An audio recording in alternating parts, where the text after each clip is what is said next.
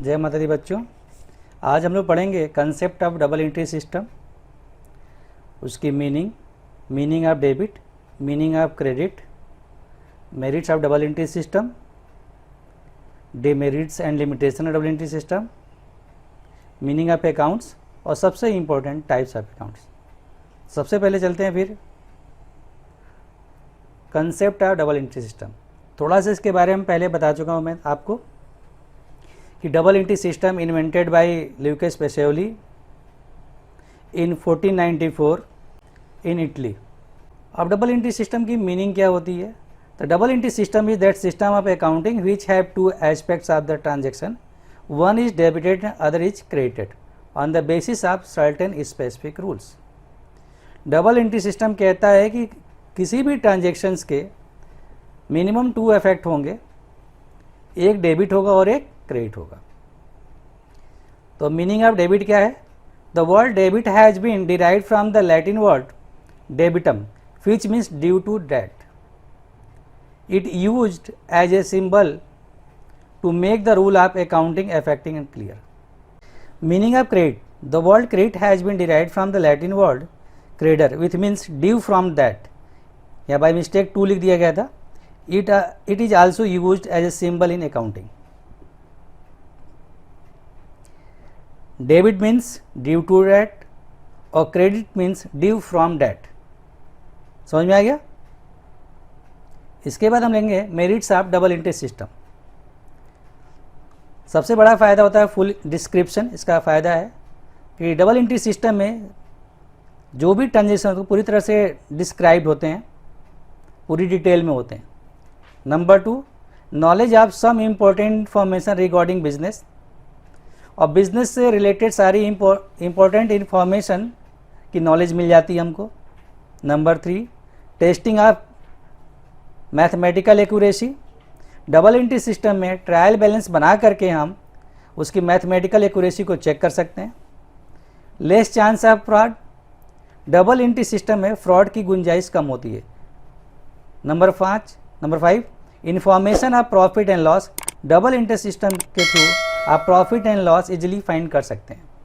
Comparative study and useful result, double entry system के through हम profit and loss या balance sheet को दूसरी कंपनियों के प्रॉफिट एंड लॉस या बैलेंस शीट से कंपेयर कर सकते हैं, या प्रीवियस ईयर का नेक्स्ट ईयर से कंपेयर आसानी से कर सकते हैं।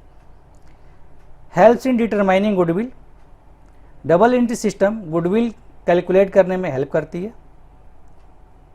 Helpful in solving business disputes, double entry system के थ्रू हम बिजनेस के डिस्प्यूट्स को आसानी से सॉल्व कर सकते हैं। Number 10, assessment of tax becomes easy as this system in legally recognised. Double entry system के थ्रू आप टैक्स का असेसमेंट आसानी से कर सकते हैं। Number 11, this system helps at the time of declaration insolvency. Double entry system insolvency के declaration में हेल्प करती है। This system helps in admission, retirement और dissolution of a partnership form. Double entry system के थ्रू किसी भी new partner का admission, old partner का रिटायरमेंट या फॉर्म को डिजॉल्व करने में आसानी होती है। इस प्रकार ये डबल एंट्री सिस्टम के मेरिट्स हैं। अब हम देखते हैं demerits and limitation of double entry system. पहला है, it is difficult to follow the rules of debit and credit in this system. तो डेबिट और credit system rules of debit and credit system को फॉलो करने में कठिनाई होती है। Though this system is fully scientific even there is a chance of error and mistake. ये पूरी तरह से साइंटिफिक होते हुए भी इसमें एरर और मिस्टेक होने की गुंजाइश रहती है, क्योंकि वो प्योर साइंटिफिक नहीं है। It is necessary to follow the principle and even a small mistake may give erroneous result. इसकी सबसे बड़ी कमी ये है, लिमिटेशन ये है कि एक मामूली सा मिस्टेक होगा तो पूरा रिजल्ट गलत हो जाएगा। 4th, it is an expensive system for small trader. छोटे व्यापारियों के लिए ये महंगा पड़ता है। Number 5, in order to get fully efficient in system is necessary to have education, training, practical knowledge of accounts। और इसको पूरी तरह अप्लाई करने के लिए ज़रूरी है कि जो भी हमारा अकाउंटेंट हो, एजुकेटेड हो, ट्रेंड हो और उसे प्रैक्टिकल नॉलेज हो अकाउंट्स की, तभी ये सक्सेसफुल हो सकता है। वरना ये लिमिटेशन रहेगा, अगर हमारा अकाउंटेंट एजुकेटेड नहीं है, ट्रेंड नहीं है, उसको कोई प्रैक्टिकल नॉलेज नहीं है, तो ये सिस्टम वो इस्तेमाल नहीं कर पाएगा। ये बहुत बड़ी एक डिमेरिट्स है। अब आगे पढ़ते हैं हम मीनिंग ऑफ अकाउंट्स। अकाउंट्स क्या है?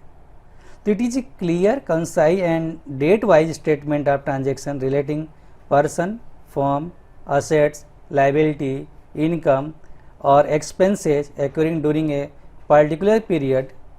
Example purchase account, machine account, Ram account, rent account etcetera. हम दूसरे शब्दों में, आसान शब्दों में कह सकते हैं कि अकाउंट्स क्या है? किसी पर्टिकुलर ट्रांजेक्शन से रिलेटेड पर्सन का, फर्म का, असेट्स की, लाइबिलिटी का, इनकम का, एक्सपेंसेस का एक समरी है, जिनसे उनसे रिलेटेड सारे ट्रांजेक्शन एक ही पेज पर या एक ही बुक में दी रहती है। जैसे purchase account, machine account, Ram account, rent account. इसका सबसे बड़ा फ़ायदा क्या होता है?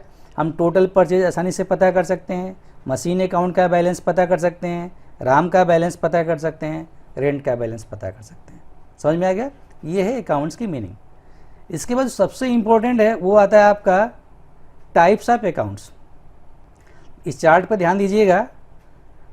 कोई आपसे पूछे कि अकाउंट्स कितने टाइप्स के होते हैं? 2 टाइप्स के होते हैं, पर्सनल और नॉन पर्सनल।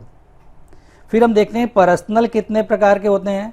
तो पर्सनल्स में आता है नेचुरल पर्सनल, जैसे राम, श्याम, सीता, गीता, जो नेचुरल पर्सन है, इसे हम नेचुरल पर्सनल कहते हैं। दूसरा आर्टिफिशियल लीगल पर्सन, जैसे ITI लिमिटेड है, state bank of India, municipal corporation, Allahabad university, Bethany convent, saint Joseph, ये हमारे आर्टिफिशियल लीगल पर्सन है। तीसरे आते हैं group representative. For example outstanding expenses, prepaid expenses, debtor, creditor, जो कि ये ग्रुप में लिखा जाता है, इसलिए इसे बोलते हैं ग्रुप रिप्रेजेंटेटिव। फिर आता है प्रोप्राइटर अकाउंट। इसमें हमारे आते हैं capital account and drawing account. समझ में आ गया? इसी तरह अब आते हैं नॉन पर्सनल पे। नॉन पर्सनल में आपके होते हैं रियल अकाउंट और नॉमिनल अकाउंट। रियल अकाउंट में आता है गुड्स अकाउंट, और गुड्स अकाउंट के अंदर होते हैं परचेज से, यहाँ गुड्स अकाउंट का मतलब है गुड्स से related, purchase account, sales account, purchase return, sales return etcetera. फिर आते हैं असेट से रिलेटेड अकाउंट आते हैं, land and building account, plant and machine account, cash account, goodwill account, patent account, all other assets, सारे assets इसमें आ जाएंगे। फिर आता है बेटा नॉमिनल अकाउंट। नॉमिनल अकाउंट में क्या आते हैं? Revenue account. रेवेन्यू में आपके जितने भी इनकम होते हैं उसको लिखते हैं, जैसे rent receive, interest receive, commission receive, dividend receive, discount receive etcetera etcetera. उस तरह बेटा एक्सपेंसेज में आएंगे salary, rent, tax, insurance, repair, electricity bill, telephone bill, depreciation etcetera etcetera, ये सब इसमें आते हैं। अब एक बार देखिए इसमें कि पर्सनल अकाउंट होता क्या है, वो तो मैंने टाइप्स बता दिया आपको। तो which accounts related to person और institution is known as personal account.